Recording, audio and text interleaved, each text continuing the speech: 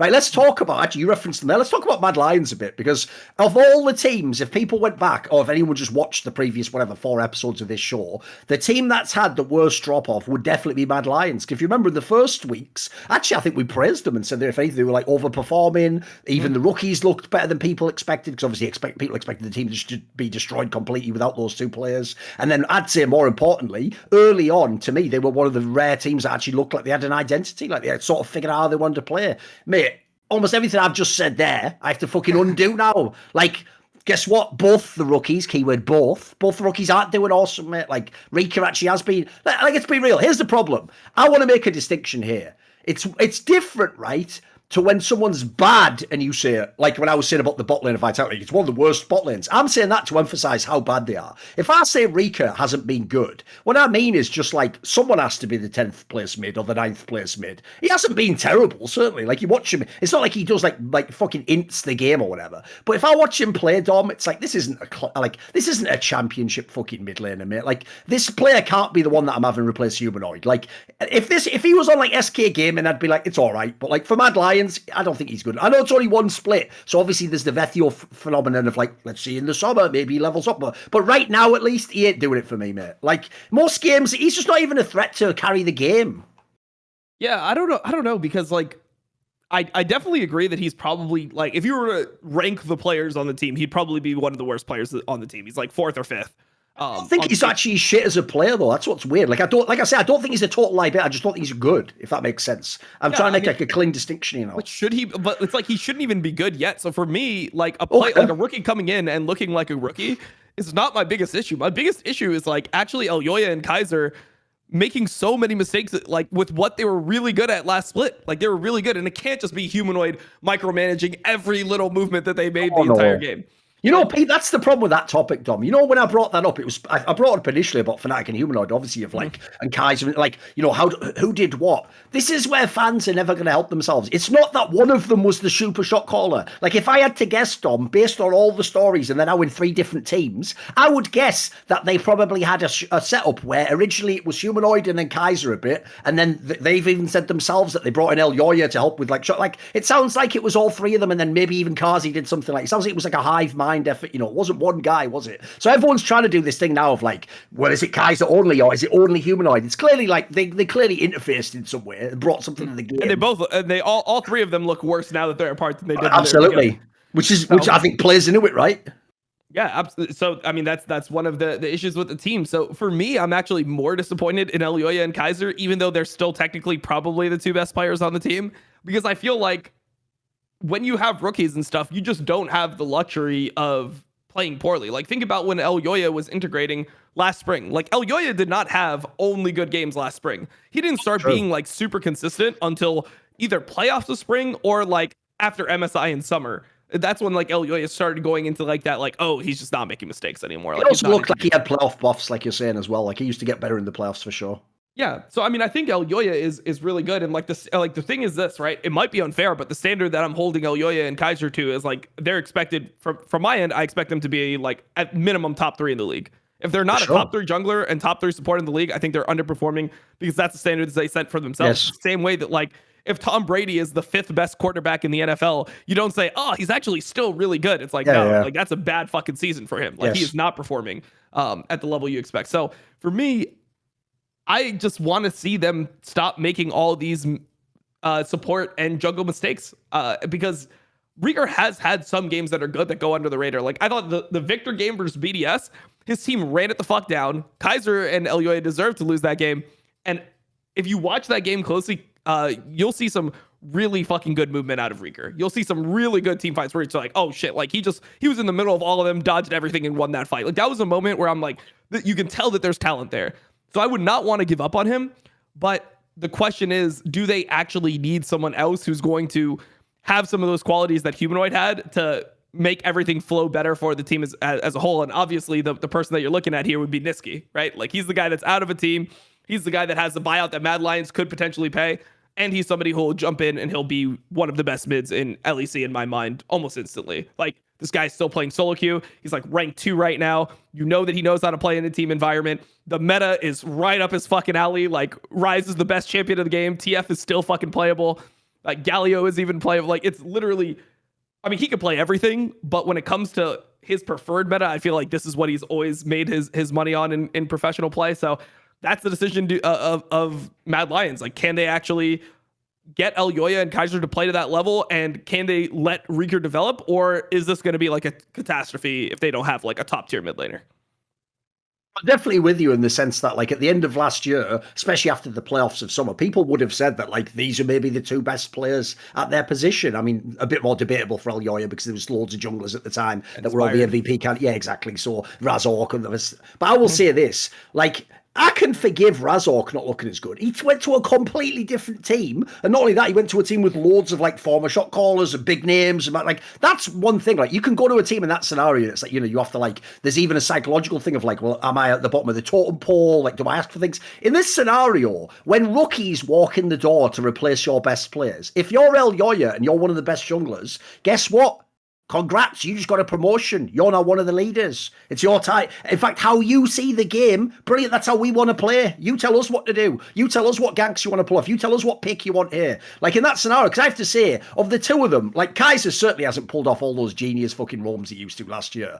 But then again, like he is working with different teammates. So some of those, it's like, I think some of those you're always going to be gambling when you do those moves. The problem is Elyoya in general. Mate, he still picks all the champions you would think he'd have these pop-off games on. He still picks the Diana and all that, the Lacy and everything. It's just, some of these games are just underwhelming. Like, he's just not finding fucking angles or something. Yeah, definitely. And it just feels like he's unsure of when to pull the trigger, whereas before that was his best thing. I mean, the most criminal game for them to lose is this Misfits game. Like, how do you... They literally entered 3 kills into you bot lane at like 4 minutes. How are we not winning this game, boys? Like, this is a game that is so fucking free. It doesn't get more free than this. I mean, honestly... that's one of those games that just made me think even higher of Vedio, because this guy just never has a bad game. Like, how many bad games has this guy had throughout the split? I don't think he's had one.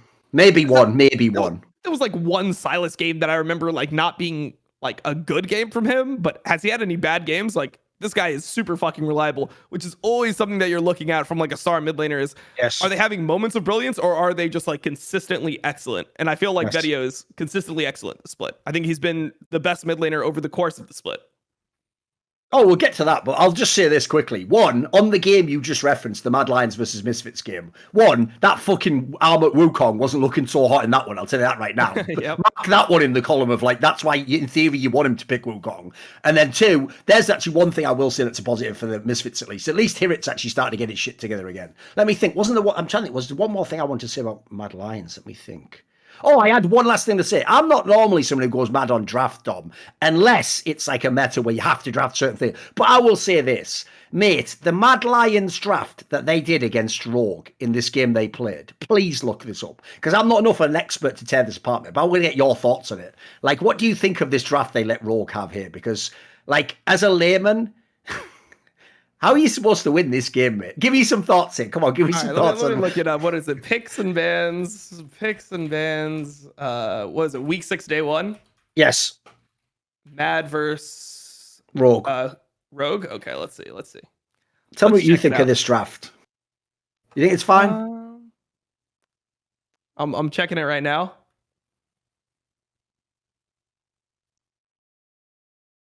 Like, I feel like if I was going to say to someone, like, which of these comps do we want to end up with? The one that Rogue's got, or the one that we're taking as Mad Lions? Remember, Mad Lions is very much another team praised around the coach. You know, it's all about how the coach is a genius and figures out the right players, figures out what to do. I don't know what he's envisioning in this game, dude. Like, you're playing the best team in the league. Like, isn't this just like a draft loss? Am I off base on this one? What do you think? I think this is actually fine. I think Ryze is one of the most OP champions of the game, but they just didn't play like they had a Ryze like early game. And then like they have a bunch of conditions that I feel like should in theory be really OP, because it's not just like how the comp interacts with the other comp. You also go into like there's a bunch of things that you're balancing, right? So Hecarim, for example, has really weak level 1. So they have the ability to level 1 invade the Hecarim. Nice. They level 1 invaded the Hecarim. Marong can't even vertical jungle. Like, he's completely fucked. And then they just give a free kill bot and the whole game becomes like super hard. I actually feel like this should be a playable draft. I think this should be a fine draft. I mean, if not, like maybe I would actually prefer this draft. I mean, the thing is, it's like it's not good stylistically when you think of like, oh, you gave Larson Orianna in a game where like Larson's or like Orianna is one of the picks that you pick into Ryze. Yes, that's an issue. when I look at everything else, like, yeah, you should be able to win this one. This is completely winnable. I mean, you have like enough CC too, which I think is really important when you're playing on a team that's like having issues. Give yourself easier ways to start things off. I don't know if I would call this like a pure draft win, but I definitely wouldn't call this like lost in draft or anything. I feel like you could win this game easily, and they just don't. Like, they're just dying to things they shouldn't die to.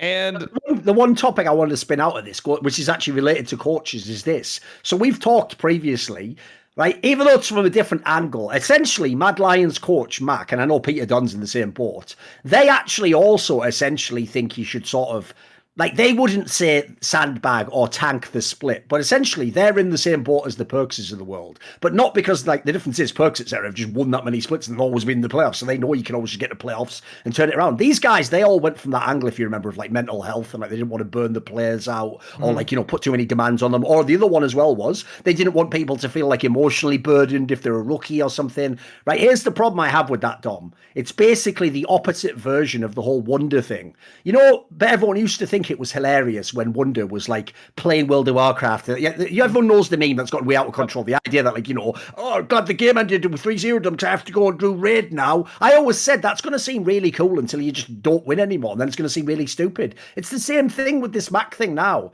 right? Bear in mind, as of this moment, they are not actually a playoff team, despite the fact Vitality started the league 0-3. If they don't make the playoffs, that idea of like, well, we just experiment on things in the split and we just, you know, fuck around it, like, that's going to look really stupid. Bear in mind, you're bringing in rookies every year. Like, I'm just saying that storyline's right there, sort of dangling bit. And if they don't make that playoffs, it's going to get a bit rough. yeah, definitely. I mean, I think it's like in the same thing as what Grab said last year with G2, right? Where he was like, well, you know, like, I always tell my players, like, don't worry about winning spring or winning summer. None of that actually matters. What matters is how you perform at MSI at Worlds.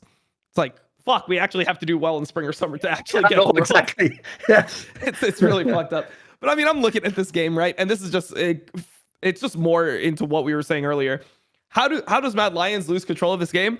They go for a Rift Herald fight that they shouldn't be going for. Elyoya just gets one shot. Kaiser just dies too. Armut's nowhere close to the fight. It's actually the 3 members that are remaining for Mad Lions that should be the ones that are able to lead the situation and tell people like, hey, we can get here, or make the call that like, this is their Rift Herald. We're going to do something on the other side of the map. We just leave our AD carry bottom, something like that. They should be the ones that are making that call. And that's how they end up like throwing this lead. And then, yeah, now you're suddenly behind versus a team that outscales you in team fights. I don't know. Then you just fucking lose. So my biggest issue is this type of shit. Like, how is this happening? How is this Rift Herald happening that you're losing the game at? Who's going to be making those calls? Like, I'm telling you, there's no mid laner or AD carry for the most part that's going to be calling Rift Herald rotations. It's going to be like your support being like, oh, we can base here. Like, we're going to move to Rift. Like, or the jungle will be like, oh, okay, will you come here and Rift here? It's the people that are going to be active on the map that will make these decisions in game. They just make an awful decision. They just lose the whole fucking game off it. I mean, not literally, but they put themselves 1k behind when they had a lead. And now there's the Hecarim, which is something that is obviously pretty weak in the first couple clears, who was really behind off his pathing because Malrong loves to sin all over the place. He loves to just run and go for ganks that are, I mean, they're risky to say the least. They have really high cost to them. And yeah, then everything just becomes, it goes to shit. So I don't know. My biggest issue is things like this. I still feel the same even after like rewatching this game a little bit and just tabbing through, refreshing my memory, what actually went on in it.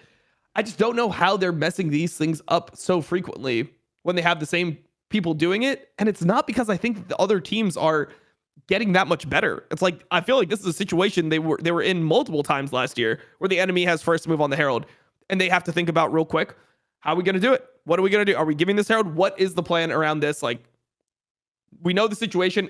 All the cards are on the table. Make your decision. This video was kindly supported by Ahmed Hadjou, Iskander, Mac Pugnatio Rajcula, Travis Goff, Adam Ochs, Animosity, Butt Pounder 420, Hades, Jensen Goh, Joseph Ginsburg, Kovacevicd, Tobias Bernasconi, Toucan, William Peyton Lacy, Zoomba, Zyrathenia, and a special thank you goes out to Jerky's Minion as always. Do you want to suggest a topic or a guest for some of my content? Want to ask me a question in my monthly video AMA? Do you want teasers? Find out who the guests are going to be on my shows. Maybe you want to be part of one of those lengthy but in-depth and interesting discussions about esports with yours truly. Well, if so, put your money where your mouth is and join the Skrilluminati today via the Patreon link in the description box below.